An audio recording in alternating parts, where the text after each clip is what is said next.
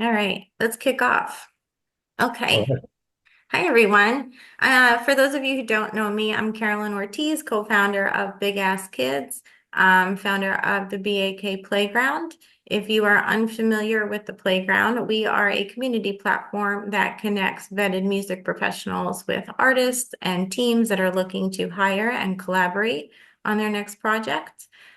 We are here at our monthly marketing roundtable hosted by Dayna Young, founder of Fred and Augustus, an artist and label services agency. And our special guest this month is Daniel Cutler, co-founder of Arts and Crafts and professor at SAE Vancouver. The format of this Zoom today is a roundtable discussion. Right? Daniel is going to present some information to us, and then we're going to chat. And we highly, highly encourage you guys to join in the conversation, ask questions. A lot of you here are also marketing experts. I see a few publicists in the room that I know storytelling is very pertinent to. So please ask questions, please comment. Please let us know your thoughts. Right now, we are iron sharpening iron, and we are all getting better. So now I'm going to pass this off to our host, Dayna Young, to take it from here. Thanks, Dana. Thanks, Carolyn. Thanks, Carolyn. Thank you. Hi, everybody. I'm Dayna Young. As Carolyn mentioned, I'm an artist and label services freelancer. I'm based about an hour outside Austin. Moved here about 18 months ago from Colorado, so it's been a bit of a change. But in my day-to-day work, I work with a range of clients, including 7S Management, record label Wax Ltd, The Devil Makes Three, Beta Radio, Network Music Group, New West Records, and more. I have over 8 years experience in music marketing and over 20 years experience in music and entertainment in general. And I'm excited to be here today. I reached out to Carolyn and suggested this music marketing roundtable because I think as freelancers, who I anticipate that many who are attending today may be, it's often challenging for us to come together and share ideas and tools and feedback, what's working for us, what's not. I think that often where I will find the majority of my learning experience on a day-to-day basis is within the clients that I work with, but I wanted to learn a little bit more from peers who are directly working within my field as well. So that's why we started this music marketing monthly roundtable. I'm excited that you're here. And if you'd like to connect with me, I will put my LinkedIn in the chat in a little bit. Just a reminder too, if you're not talking today, just mute yourself where you can and then unmute yourself when you're ready to talk. Let's give a warm welcome to Daniel Cutler. Daniel, I'm so excited for you to give the presentation that you're going to give today. Carolyn and I have had a little bit of a peek at it, and it's really great. So I'm looking forward to Daniel being able to share his knowledge with all of you. Daniel brings over 20 years experience in the music industry, from launching major artists at Virgin Music Canada and co-founding Arts and Crafts, the influential label and management company, to optimizing fan data strategies at Tradable Bits. Now he's recently relaunched his hip-hop inspired clothing brand BlazedMade, and he's teaching music business at SAE Vancouver. SAE Vancouver. Sorry, I stumbled over that. Daniel has a wealth of industry knowledge that he's sharing with the next generation that he's also going to share with us here today. He's someone who knows how to craft a story, and I'm excited to hear more. So I'll hand it over to Daniel now to get started. Awesome. Thank you both, Caroline and Dana. I love the idea of this roundtable. For me especially, I find myself actually connecting mostly with artists and passing on my knowledge to artists. And as much as I get out of that, it's very cool to be surrounded by peers for once. And hopefully we can get a conversation going and we can all learn a little something today that we didn't know going into this. So um, what I thought I'd do is kick off this convo, this roundtable with a presentation I put together just for today. It's my first time through it, so bear with me. But when Caroline and Dana came and asked me, let's put our heads together and try to come up with an idea for sort of a discussion point, a focus point for the roundtable. The first thing that really came to mind was the idea of storytelling. And I just feel like as someone who works with artists and also teaches business, music business students. I feel like we hear the word storytelling like a lot. It gets thrown around and almost to the point where I feel like it's personally like maybe become a bit of a buzzword.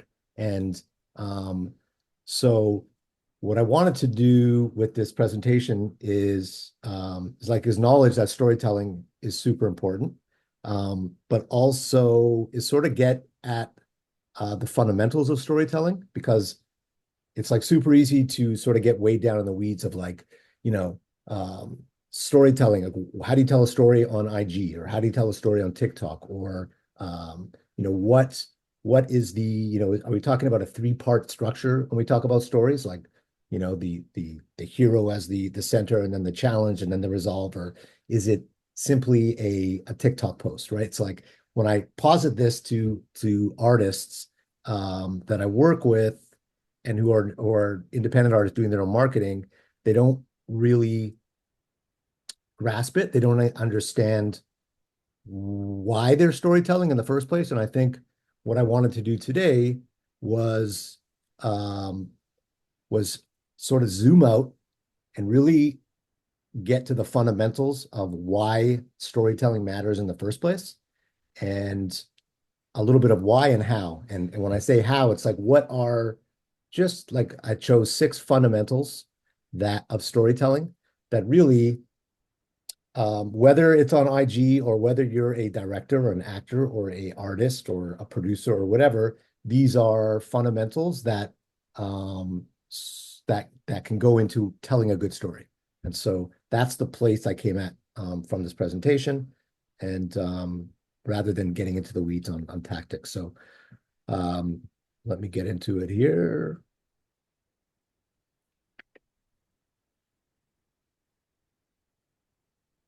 Okay. Can you all see that? Okay, good. All right. So why storytelling matters. What I'm going to do is there's quite a bit of information within here. I'm not going to spend a whole lot on each slide, but you guys can return to it.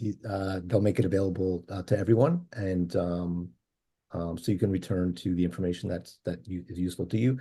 So why storytelling matters. I was looking for an opening hook, right? Like any good story should have. And as I'm scrolling through my Instagram, you know how Instagram works. All of a sudden, of course, I get an ad for storytelling in part of the masterclass series, which I think are actually really great. And this came up, and it was Michael Lewis, who is an author of like Moneyball and like numerous other movies and or books that have been turned into movies. And it was a few slides here. I think I need to move this, where he just said, listen, unless you have a story, you don't have a way to persuade people. If you learn how to tell a story, it gives you powers in all sorts of places. If you get better at storytelling, you get better at life. And so I thought that kind of hit me hard. I thought that was a good sort of meta way to open this. And who doesn't want to get better at life? Oops. So if we sort of zoom in a little closer to less meta and more about why storytelling matters to music marketers and really in general, there's sort of three fundamentals that I just wanted to focus on, and I think they're super important. And if we just think about this from sort of when we zoom out, then I actually think it affects how we tell stories, but we need to be aware of it in the first place. So first off, it's stories are how we organize the world, right? We've been doing this since the caveman days, and we still do it today. And so when we're talking about organizing information all day long, what we do is we file information. As soon as we see it, we file, we have two piles, are basically keep and trash. And so the better you can tell a story and make it more interesting to a certain audience, the more likely you are to get their attention, and they'll file it in the keep, file instead of throwing it into the trash. And that is huge, because that's how you get people's attention, at least their initial attention. It means you need to keep earning their attention, but you want do things as interesting as possible, which is why we always try and start, let's say, a story with a hook, right? Right away, gets your interest. Okay, I'll file that for later, even if I'm not going to fully process it right now. So keep and discard piles. It's important to think about. It's also the second thing that I just wanted to focus on, why it's so important. It's how we create shared values, right? And so when you tell your story, you are messaging what you're about, what you believe in, what your values are. And today more than ever, our music, the music we market is not enough, right? The model has flipped, and we'll get into that in a minute. But it used to be that if fans loved your music, they generally would give you their attention. Let's leave it there. Now things are different. It's more like, if we identify with your values and your brand and the way you put yourself forward in the world, especially Gen Z, we are going to be more willing to listen to your music.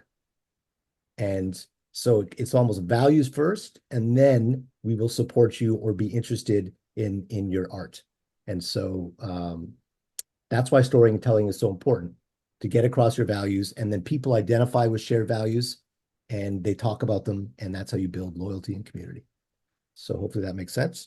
And then last but not least, storytelling is ultimately our marketing engine as music marketers.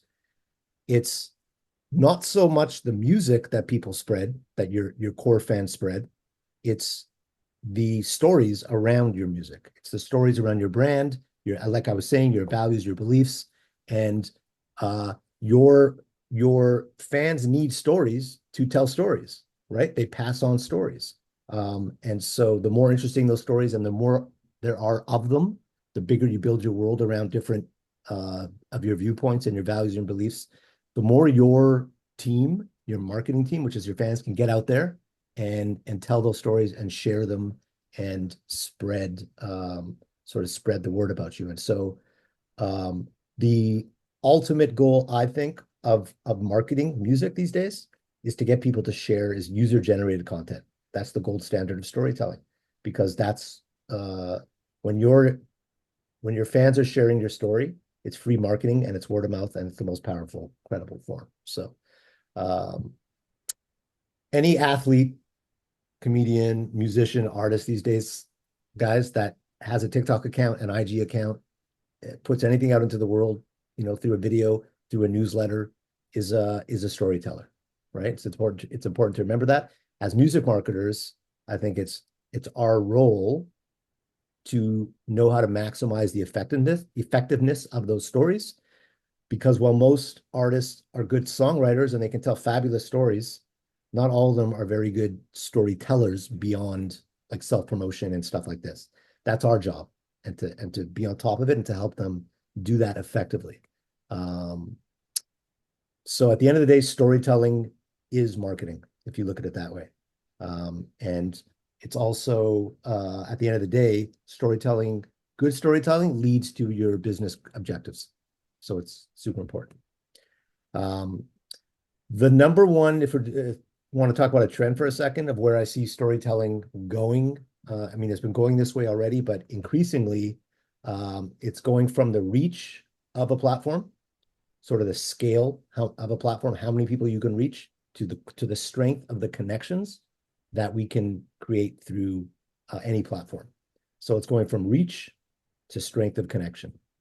And so this is sort of evident by in lots of areas, but like I was just doing research for this, and a lot of social media activity now, guys, takes place behind closed doors, right? So it's group chats, it's private messaging, it's smaller groups of people than bigger groups of people.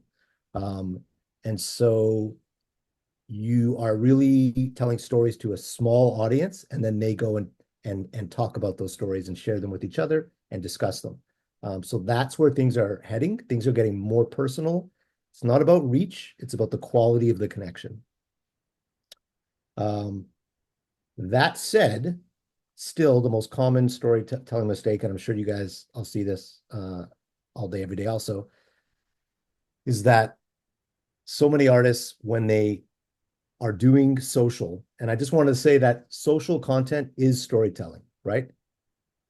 Anything you do around content creation is storytelling. And so when when I reframe content creation with students especially and developing artists, when I use the word content creation, their eyes kind of glaze over and they see it as work. When I say it's not content creation, guys, it's you're telling your story. It's storytelling. It's your opportunity to connect with fans through your story. And it kind of reframes it a little more so they don't see it as work. They see it as an opportunity to get creative and tell their story. And so still the number one sort of storytelling mishap I see is artists sharing stories about that only they're interested in, which is really me, me, me. So it's artist as hero. It's look at me. It's look at these great photos. It's making videos, music videos that are just like performance videos and don't have really a narrative. And God bless Baby Jake. That's who this is. He's a friend of mine, so I can put these here and he won't get too offended. But he is like an incredible independent artist. He was actually originally signed by Scooter Braun and did the whole major label thing, and then quickly got disenchanted with that, and he went 100% independent. He's booking his own tours. He's getting plays to 200 to 500 venues, but he's missing out on storytelling, and I'm in the midst of having these combos with him. It's too much, in my opinion, all about him, and he's not creating enough interests and topics around what his community is interested in, and therefore it doesn't allow for much conversation between fans, and that's how you build community. So the old model assumes if you like my music, you will like my stories and my brand and support me, right? If the music is just killer and I put it out, everything else will follow. But that's not really how it goes anymore. I think the model is flipped. It's much more now, if you like my story, if you like our band's values and what we stand for, then you're more likely to listen to our music and support us. And so you have to lead with stories, and the music, listening, and the streams and the support will follow, if that makes sense. So it makes storytelling as important as ever. This is just sort of a little visual around that. But if you're the artist here and you're posting and talking and doing and emailing and whatever it is, Pinterest, and you do more than just music and art, you identify what it is your fan base is interested in, values, beliefs, current events, whatever it is, that's up to you, and you give them a wider variety of things to talk about, then they talk about it. And when they talk about it to each other, it builds up loyalty in the community, and then that community strengthens, and that's how you grow. If you only talk about your music, if you were just posting about your music and yourself, and it's a very short conversation. There's not much for your fans to actually bite into. So that said, let's just roll into 6 storytelling fundamentals that, whether you are Tyler, the creator, or Seth Rogen, as you'll see, or a director or a producer, they are pretty fundamental to a good story, I think. And doesn't mean all 6 have to be in your content or in every post, but 3, 2, 3, 4 of them, just think about them and return to them often. Number 1, for sure, now more than ever, if your story is for everybody, it's for nobody. If your marketing is for everybody, it's for nobody. If your content is for, you get the point. The easiest way to get ignored is to create something trying to please everyone. As I like to say, you're not pizza. You're not trying to please everyone. You're just trying to actually appeal to a tiny slice of the audience, be relevant to them, and then they will go and they will spread your story. That is really the best way to spread, whether it's me saying that or Seth Godin, who's like a marketing master, as you probably know. That's one of his number 1 rules. So the best example of that is obviously Tyler, the creator. He has been doing his own thing, not just, in recent, because that's how we know about him, but when he started out with Odd Future, when he sent a outreach email to the label 8 years ago, which just surfaced this week. I mean, it was like no one knew who he was, and he was just Tyler. He didn't give a shit what the label really thought about him, but he was very, very Tyler the way he wrote it. You could just leave it at that. Um, and so, as Russ said here last week, Tyler is an example of what happens when you super serve your niche and don't give a fuck what the market is doing. Cheers to staying true to your taste. So he's been rewarded big time for that, and his fans are his marketing engine, right? Because of it. Another big rule in storytelling: the personal is universal. 充電のが、どっかに入っ Oh, sorry. I think that his speaker was on. So the personal is universal. I love this from Seth Rogen. You know, the more specific you make a story or an experience, it weirdly has this inverse equation where we all relate to it, right? And so, which makes it universal. So to you and songwriters, you know, the best songwriters do this. They identify very specific moments. Taylor Swift, Olivia Rodrigo, Noah Kahan, very specific emotions to them. But since we're all human, we can all totally relate, and it hits really hard. And so instead of staying out here, you know, in certain scenarios, don't be afraid to get very, very specific. And when that works, it really resonates. On the flip side of that, it sounds an antithesis of that, but it's not. Leave room for the imagination in your storytelling. In stories, we want to be able to get enough information to identify with them, have emotional connection with them, but then we want to insert ourselves into the story so that it relates to our world, right? And so this is an account I love. They do really good stuff like this. I love this one. Get naked. I'm almost there. Like what, you know, you fill in the blanks. What is happening there? We can all relate, but you start to build the story in your head. So that's an important one. Leave your audience room to fill in the blanks, so that they put themselves in the story. Repetition. This is super important, and I don't see enough artists doing it. In fact, very few. There seems to be artists are afraid to repeat, and marketers, right? To repeat the same posts over and over. And it's like it's actually the exact opposite. If you want anyone to remember anything these days, you need to repeat over and over and over the hook of the song, what the song is about, the message you're trying to convey. Pick 2 or 3 key messages to your brand, to your story, to your rollout, whatever they are, and essentially hit us over the head with them, but just in a different way each time. That is how you cut through, and your fans or your followers or your subscribers will not resent you for it. They won't resent you for it. They will actually, there's no real negative benefit, because if they're your fans, they're your fans. They're just going to remember it better. So repetition is key. That's why I like this. Don't think about a post being seen for the first time. Don't worry about reposting something over and over. Think about the people that didn't see it the first, 5th, and 10th time, because most of them didn't, right? So that's the way to look at a post, at reposting.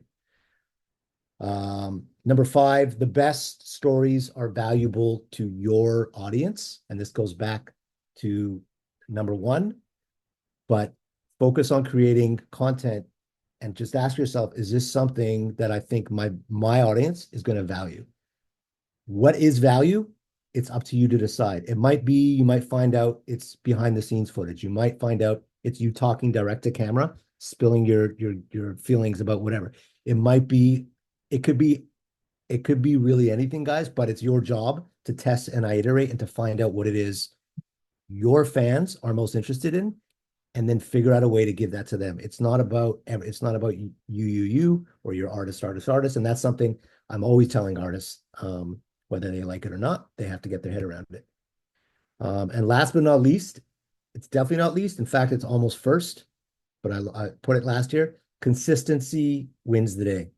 You will not win, no matter how good 1 to 5 are in this, if you do not consistently do it over a period of months, depending on what it is, and years if you want to succeed as an artist, right? So we all think of like Chappell Roan as an overnight 3 year success. She just blew up this summer.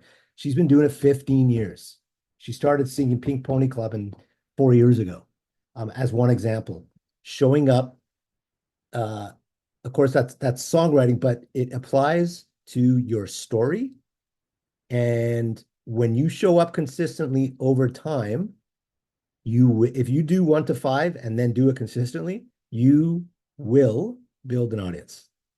It's that simple. Consistent is relevant for everyone, but essentially you'll start seeing the needle move, and now you know you're doing something consistently because it's actually working. So this showrunner here, I love this. He says, it's the consistency that creates the relationship with the audience, right?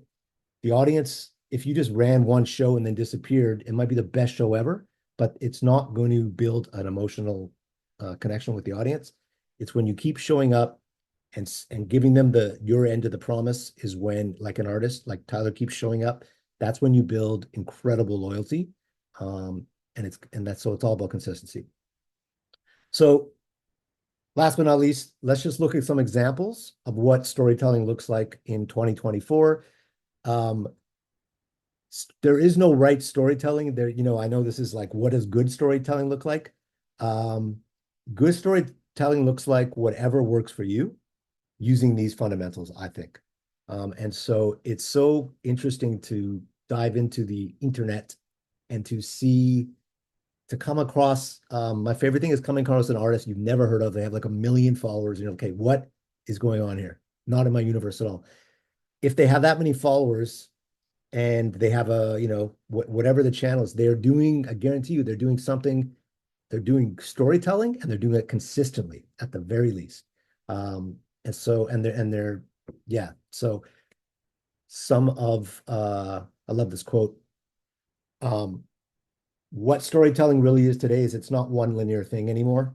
It's creating a bunch of pieces and assets and few core messages, putting them out in different channels, and letting that sort of go out into the world.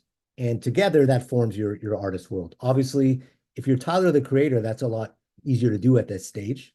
But you don't need to have a big budget to sort of tell your story well and to create a world. So obviously this was the big example of that earlier in the summer, 1 million different assets, and there's tons of case studies. I won't get into it, but just a reminder. Right now, there's Tyler doing the same thing. He always builds a world. He picks a character and a storyline, and then he builds a world around it, which actually makes his job a lot easier. It gives you a lot more focus, and everything has a reason. So obviously there's lots of out there on Chromacopia, but again, it's like, just to go back to the don't fill in the blanks. We don't know really what Chromacopia is. He doesn't tell us. We need to figure it out. And Fred again. When I thought about Fred again, huge success story, and everyone probably knows about him. But if you really dig into what is his story about, right? It's not really about that he makes dope music, which he does. It's not like really about that he's like the world's nicest guy, because he appears to be. What appears to be is he represents doing things in real time. He represents this for Gen Z. They're not interested in like what we're going to do in 3 weeks, 4 weeks, 6 weeks. It's like, what's happening tonight or next week or in a few days.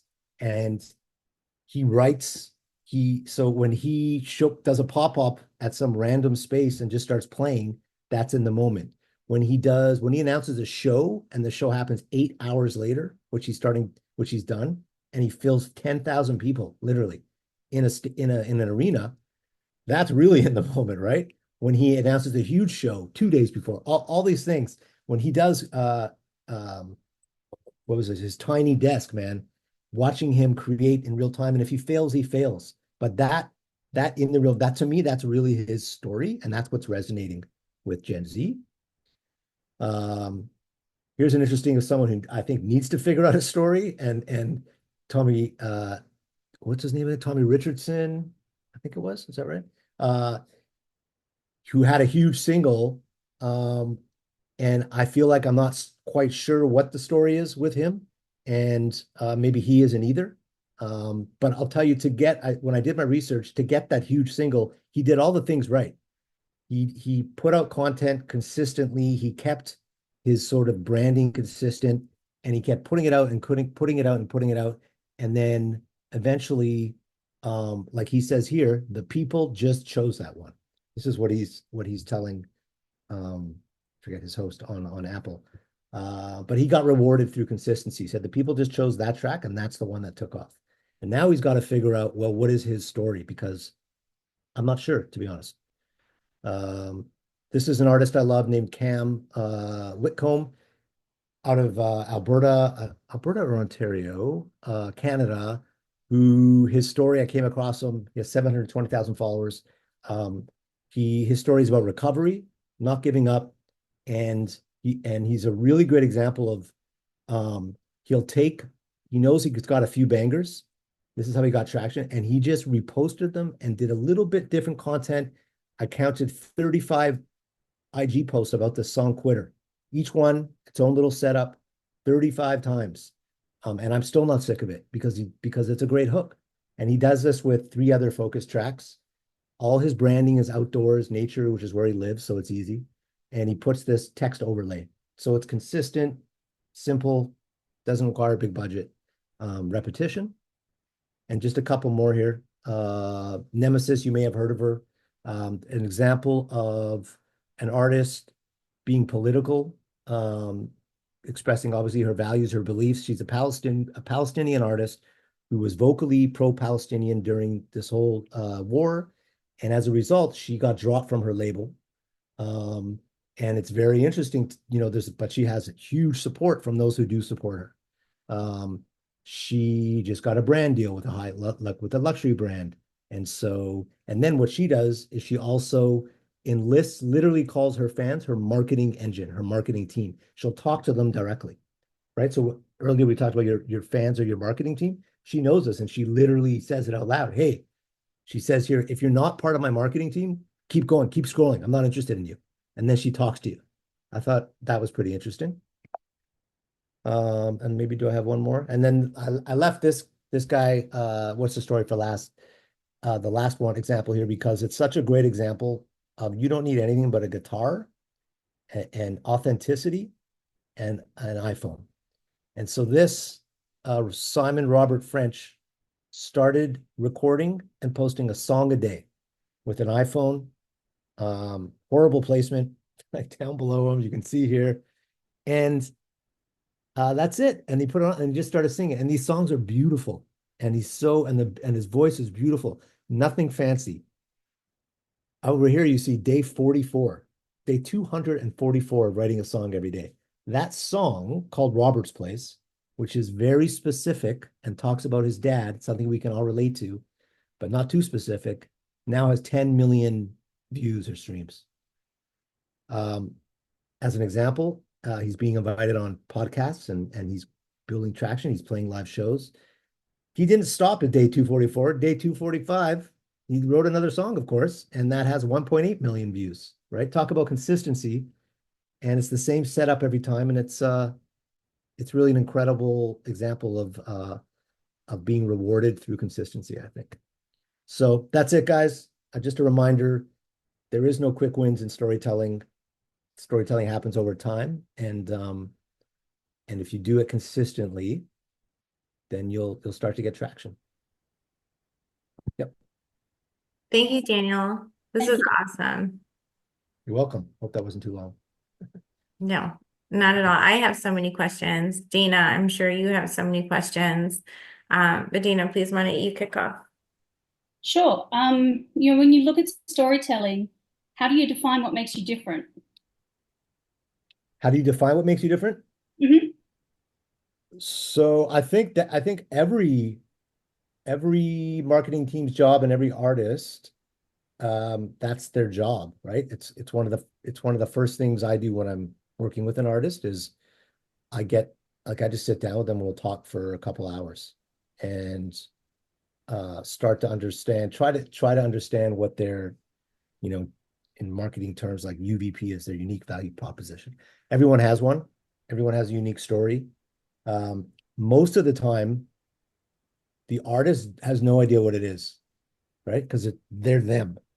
And I'm like, dude, it's like with Baby Jake, where I'm like, it's so obvious. It's like you're so personable. Like you have to start talking more out loud to the camera and just talking.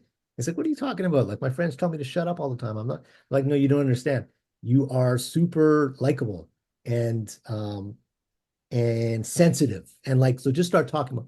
And so um the best place to start is your own story, and we each have our own story, identifying a few key things and talking about them.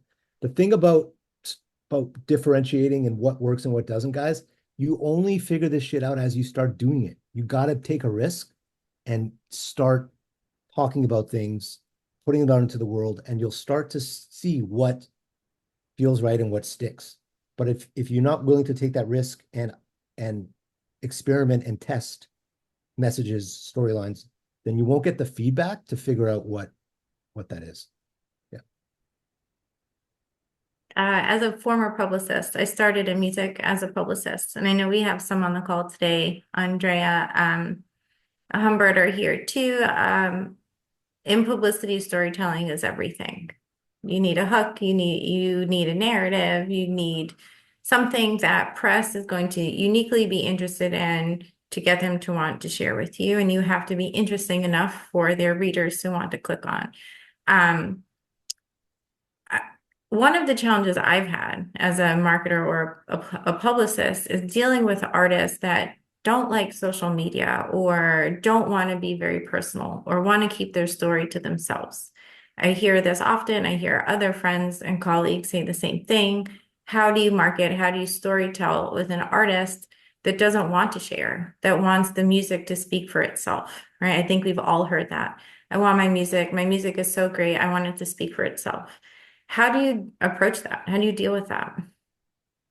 So that's a tough one. Honestly, my first reaction always is a bit of a tough love speech. Mhm. Yeah, like I'm glad you want that, and that's good for you. But we're also doing this in this thing called the world, like in reality, and and so we can let's set the table and understand what you really don't want to do, but there's a few things you're going to have to do to meet us in the middle. Personally, I probably wouldn't work with an artist that these days unless their music was so fabulous, so incredible, because there's 10 other artists that are willing to do that are also really that also have fabulous music, but they're willing to put a little more, you know, of a public face. That said, look to my number one thing I would do is I would just look to other artists that are doing that and really research them and see what they've done. I don't know, McGee, has he done a ton of you know, outward public? He seems kind of inward and that's one guy I would look at. It I think it could still happen, but I would look to other artists who also have somehow found a fan base but are really don't do much outward. And that's I think if your music is really good, like if it's really good, that is actually a good hook. That because no one does really mystery these days. I don't know if you know that's how The Weeknd started out. He Mhm. he didn't do any press. He hid for 5 years, and all he did was put out stuff. So if your music is really good, that's actually can work for you now. But I don't have an easy answer for that. Um, but I think it's really difficult. I'd love to hear, Via, you raised your hand. I'd love to hear from you and anyone else that might have experience in this area because I do find that it is a challenge that's pretty common around storytelling. Yeah, I actually have a question that's sort of on the opposite spectrum of what y'all are talking about in terms of I mean, I'm just thinking back through all of my years on the internet, for context in my early 30s. So I remember, being a teenager and being really vulnerable online, and that's what was cool. And then a little bit later being on Facebook, and then it's like you make a status or something that's a little bit too vulnerable, and people are like, we don't want to see that on Facebook. And now it's kind of coming back around, and now people do want that vulnerability, but I feel like it's always kind of a fluid situation. And so, what I'm curious to know is, do you feel like there's a point at which, as an artist, you could be too vulnerable or you could post too much or share too much of your story? that for me, Yes, I think for sure. Um, these days what you could do is you could take it like you can get vulnerable on sort of let's say a wide channel like Instagram or TikTok or whatever, and then you can figure out a way to bring that into like more of a group chat, and that's where you have more of those private conversations with fans that actually appreciate that and are actually supportive. Um, so I see, let's see, even a Discord is not a bad place to do that. But what I'll do is like I'm on a bunch of maybe not exactly the same, but I'm on a bunch of Substacks and then and they have a really big following. But then the person running the Substack, if you want to get more personal with them, more vulnerable, let's say, or just have closer access to them, they'll have a WhatsApp channel and it's closed and you need to sort of get access into it. And um, and then once you get inside it, you're with a bunch of other like-minded people that you can kind of share information a little more freely or talk about things. That's one idea. Um, but obviously it also like if you're putting out vulnerable stuff on a major channel, whether it's like a YouTube or a TikTok, and it's toxic and it's hurtful, then you should stop doing it, I think.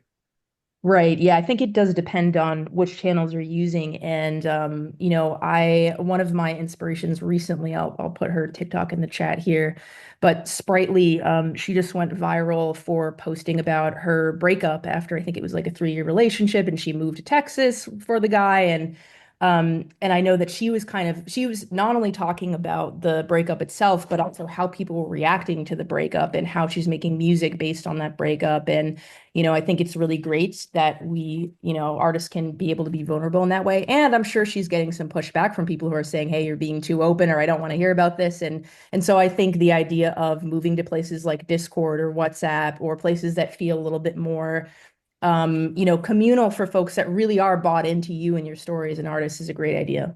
Mm, Thank you. definitely. And I just want to know at the end of the day, vulnerability always wins.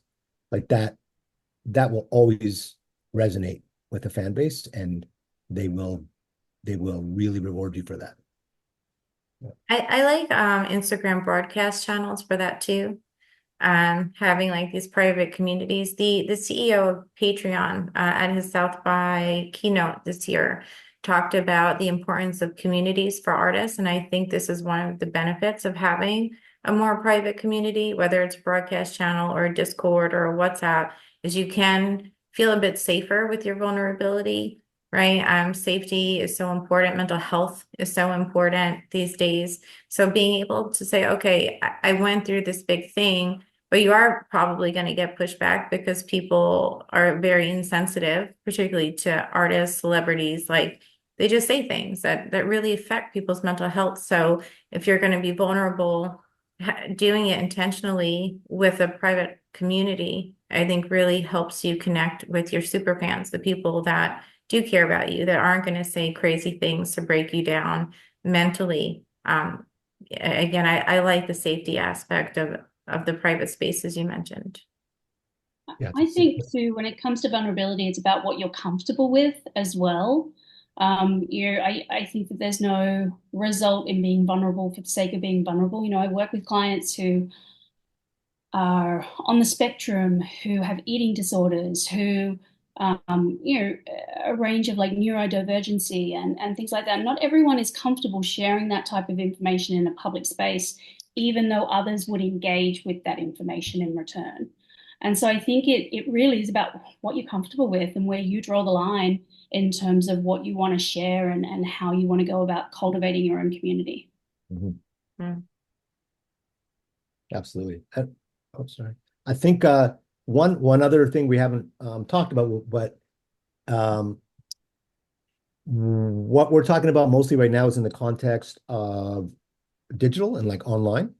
And what I find really what I love is that there's been this trend towards in real life events, IRL events, small communities where fans can connect with their with their artists or the artists that they like, and get this connection that they're lacking, in online and in digital. And so we see this happening. Oh, brands are doing a ton of it. A big one that comes to mind is like running clubs are super popular. Even like Diplo has a running club, and I know there's like every brand has a running club, but influencers starting to do it. Like I said, Diplo does it. So if you're a fan of Diplo, and he's really into running, which he is, then you can meet. It's in LA, and you meet at a certain spot, and I think he pulls out hundreds. You go for a run, like a 5K or 10-mile run. And then so you're meeting other people and you're connecting. And then at the end, you're in a space outdoors, I think it was, and then he plays music and you connect with each other. Um, I know Nigel, yeah, this BMXer just did these two. He was doing a deal with Nike, and he invited all his followers on Instagram to come do a ride with him. And so everyone was out on their BMXs riding around. It was like really in the background, it was for the activation of his Nike shoe, but you didn't, again, that wasn't the Perfect. focus. Yeah. So you have all these people riding. Now that sense of community as you're rolling with this like pro BMXer rolling through New York like a gang. And then you end up somewhere and you all just hang out and eat. That's what they did. Um, uh, there's so many more examples, but these are happening uh, all over the place now. And as I said, it's a representation of strength of connection over scale of event, and I really I, like I it. didn't know these were happening, and I absolutely love that artists are connecting in real life around authentic hobbies. Mhm. One of my questions for you is how do you know what fans are going to be interested in, right? But to hear that people are taking hobbies and making it an in real life moment in a very authentic way is so cool. Yeah, Uh, it really inspires me around my marketing ideas for stuff. So I love that. yeah, I think that's super important. And again, it's not about the music. The music's in the center of it. But if I'm down with how you present yourself in the world and the values and the bike riding and then I connect with other people in your community, it will all link back to the streaming and the music, right?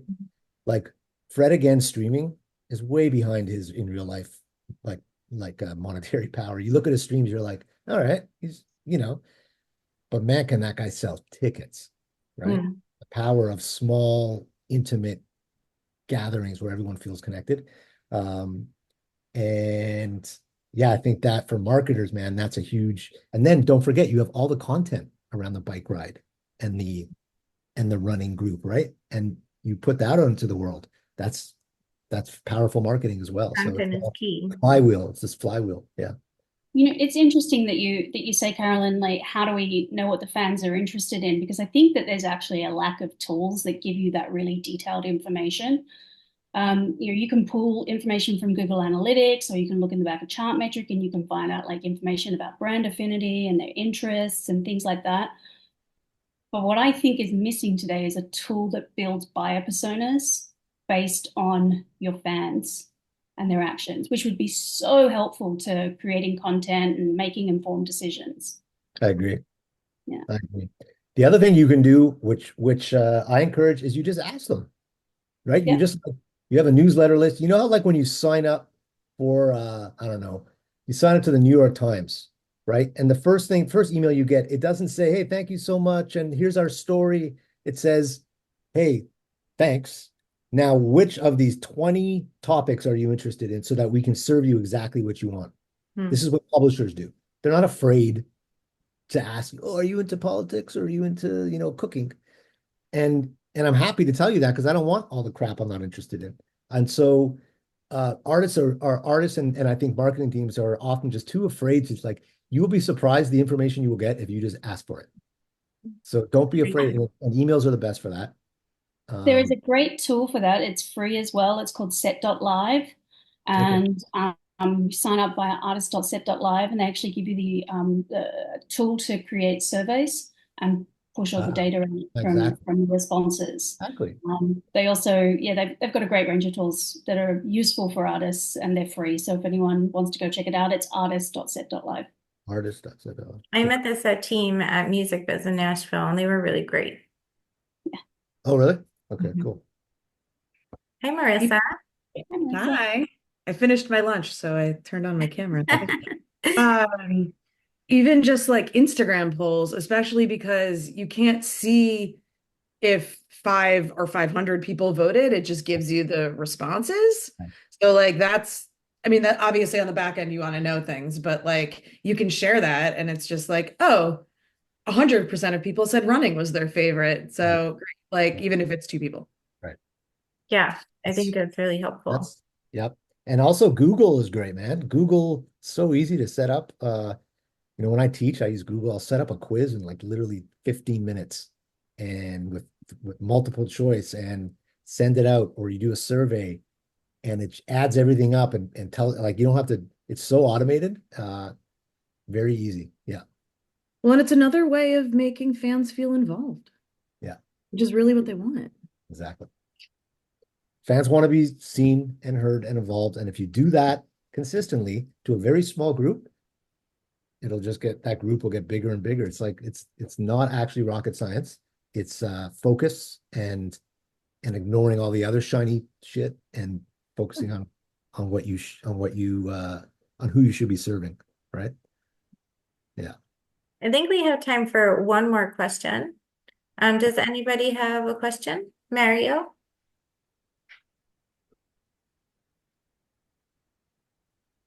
Hi, thank you. Yeah, so I work with an artist who is affiliated, or he is a member of the Wu-Tang Killer Bees, so affiliated with Wu-Tang, but not in Wu-Tang. There are so many artists that kind of fall under that umbrella. And as far as his storytelling goes, we're trying to figure out how much we lean into the Wu-Tang family and how much we lean away from it as far as like, oh, he's also a solo artist. And that's kind of a challenge. Like, do we just lean on the brand that he's affiliated with? How do we make him stand out? Because there's an endless amount of Killer Bees posting videos and songs on, social media, trying to figure out that balance. And I'm just wondering what your thoughts are. If you're part of an established brand, do you just lean into it all the way, or do you try to, yes, I'm part of that, but I'm also this individual? Yeah, my instinct is like you do both. So you develop his story and his core messages and and so he's that guy from Killer Bees, right? Because you want to differentiate or else, in my opinion, or else what makes him unique or different from listening to the other Yeah. 15. I don't know what they're at, 10 guys these days. Um, so you want to differentiate and give him his own. Is he personable? Is he social? Like, can he talk to camera and does he have swagger? And Yeah, yeah, you can do all of that. and I mean, I think sounds like maybe a bit of a cop out of an answer, but I actually think it's both. It's like give him his own personality, but don't give him one or two things that you like hooks that you can focus on of what his thing is and maybe why he's part of the Wu-Tang thing, but what can you get from him that you can't get from the other music or listen to them and double down on that and try and see how that works. I think ASAP Ferg is a great example of that, right? He's part of the ASAP mob, but ASAP Ferg is like the fashion guy, right? I think I'm talking about the right person because I'm not sure if I'm using the correct reference. Let me just generalize it. Like for me, if you're part of this group of artists, right, you were welcomed in for a reason. So people are going to assume that you're part of this because you have the same qualities as Wu-Tang. But like, why did they let you in? Is it because you're the fashion guy? Is it because you're the production guy? Like, what makes you so cool that Wu-Tang would want you in the group? Right. Like, what makes you stand out from here? I love that. Like use it, but also, like Daniel said, differentiate yourself in a really cool way. But you also added another layer there, which is what was his role in the first place? Why was he in there? Like, well, he's got some talent, and so tell that story. Tell that story. I like that. Um, you know me, I'm part of this, but this is almost the why, or this is what I do. I love that. It's also like you think of Odd Future. It's like, yeah, Tyler the Creator, or why is Frank Ocean in there, right? Or like they each have their own. If you think about how they're different, but part of the same crew, yeah, it's exciting. I think you have a lot to work with. That's pretty cool. Yeah. Yeah, thank you very much. The ASAP Ferg, I hadn't thought about that. Yeah, that's the perfect example. Yeah, thank you, both Oh, of you. good. Yeah. Thank you. I'm glad I got it right. All right, guys. Well, we're at time. Daniel, Dana, do you want to wrap up with anything? Not really, other than stick to it. That's the number one most important thing, guys, is I see as artists and teams giving up before uh before the miracle happens, as we like to say in NA. Yeah. Uh, don't give up before the miracle happens. Yeah. And Daniel, I dropped your LinkedIn in the chat, but how else can people connect with you? LinkedIn in the chat, Cutler D99 on Instagram. You can DM me or dcutler25@gmail.com. You can dcutler25. also find Daniel in the playground. That's true. Um, Playground, that's easy. You can DM in the playground as well. I believe most people here in the group, the participants are in the playground. If you're not in the playground, if you're interested in being a part of our super dynamic community of incredible music marketers and professionals, please send me a note. I'd love to get you involved in our community. And Dana, thank you so much for hosting us. Please close us out. Sure. Thanks everybody for attending. I'm glad to see all the faces and people here today. We had a wonderful presentation from Daniel, which was really insightful, so thank you, and a great conversation afterwards. And so that's the plan here, learning and conversation and sharing and collaborating. So we'll be hosting these monthly. Keep an eye out for them in the playground and hope to see you again soon. Cool. Thanks, Thanks, guys. Thank everyone. you. Bye-bye. Bye-bye. Bye.